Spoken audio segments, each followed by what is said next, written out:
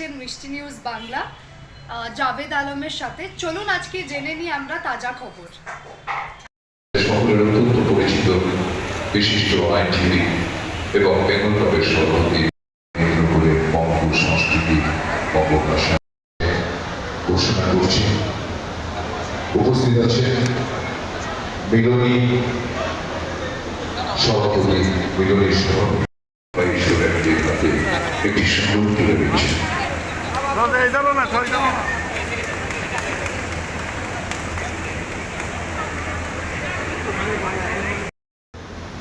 এখানে আমার পড়াশোনা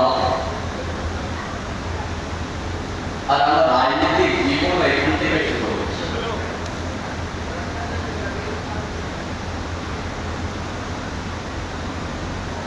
আমার অনেক বন্ধু আমার সাথে পড়েছে, যে আমার বেনারি আছে, সায়কাল চৌধুরায় আছে,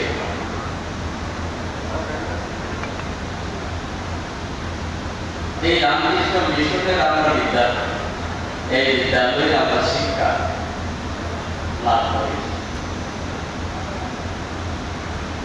আমার সাথে সাথে আমার এই ঝাড়খণ্ড আন্দোলনের সাথে আমি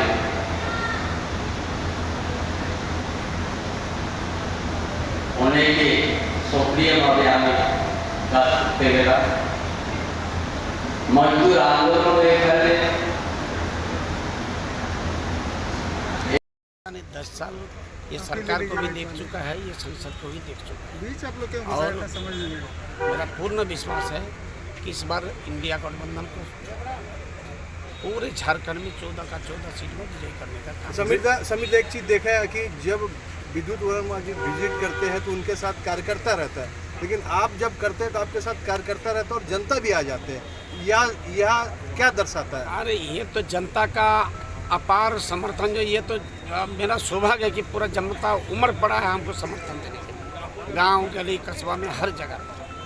ये मेरा सौभाग्य है कि ये एक जन आंदोलन के रूप में लोगों ने चुनौती स्वीकार कर लिया कि भाई किसी तरह से हम लोग उसको पराजय करेंगे, इंडिया गठबंधन को समर्थन।